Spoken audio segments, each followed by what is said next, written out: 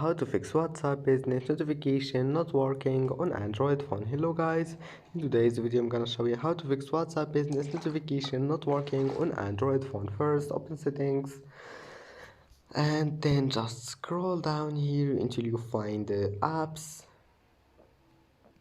and now click apps again, and here you'll find WhatsApp. Click on it, and first click this one, notifications,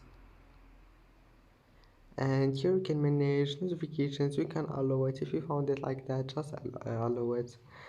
And now just manage anything you want here, any type of notifications like message notifications, and enable banners and allow it.